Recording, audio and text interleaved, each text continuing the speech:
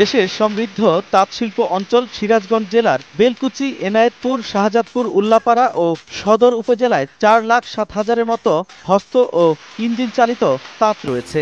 এখানকার তাঁতের পোশাক যায় সারা দেশে। সিরাজগঞ্জের তাঁতের হাটে আসে সারা দেশের পাইকাররা। এই হাটে আমরা কেনা বেচা করি শাড়ি, লুঙ্গি, গামছা।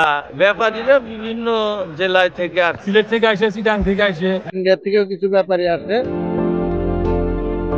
তাঁতের এ জনপদে ব্যস্ততা শুরু হয় সকাল থেকেই। সেখানে ভ্যান, মিনি ট্রাক, ট্রলিতে সুতা নিয়ে ছুটে অনেকে।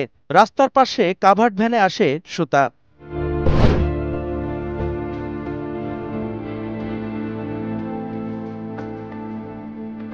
সেই সুতা নিয়ে তাঁতির ঘরে পৌঁছাতে ব্যস্ত শ্রমিকরা।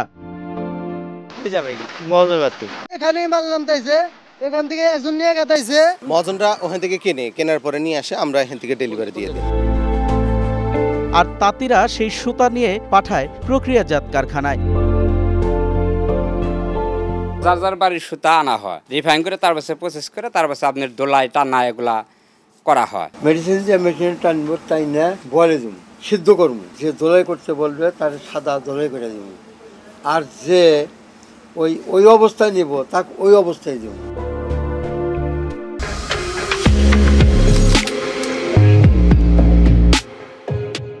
এরপর সুতা নিয়ে পরনের কাপড় বুনতে আবার চলে যায় তাতে। সুতা যত ভালো হবে তত কাপড়ের মান ভালো আসবে, রং ভালো হবে। সুতাগুলো কোথায় কোথায় থেকে আসে আপনার? এই সুতাগুলা আমরা নারায়ণগঞ্জ থেকে আসে, নারায়ণগঞ্জ বেলকুচি এসে আমরা বেলকুচি থেকে কিনে।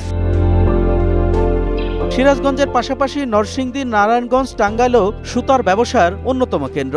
দেশে বছরে বিলিয়ন ডলার সুতার ব্যবসায় জড়িয়ে আছে লাখো মানুষ। এখানে সুতা দোতার করা হয়, এই দোতারটা লুঙ্গির পাইরেতে খাটানো। বিভিন্ন জন সুতা নিয়ে এসে আমরা রং করে দিই, বিনিময়ে কিছু লাভ হয়, ওটা দিয়ে চললে।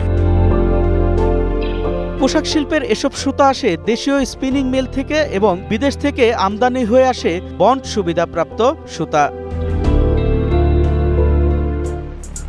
বন্ড ও চোরাই পথে যে সুতা আসে তা কোথায় এবং কিভাবে বিক্রি হয়?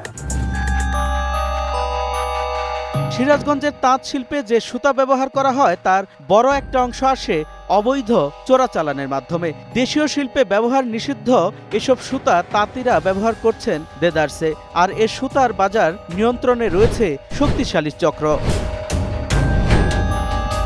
বন্ডের মাধ্যমে সুতা নিয়ে এসে লোকালি যদি বিক্রি করা হয়, এটা টোটালি অবৈধ এবং যারা এই শিল্পের সঙ্গে জড়িত আছে তাদের শিল্পের একটা থ্রেটের কারণ আছে। সিরাজগঞ্জে কিভাবে কারা এই সুতার চোরাচালান করে তা জানতে 2 মাসের বেশি সময় ধরে তথ্য সংগ্রহ করে 21 চোখের টিম।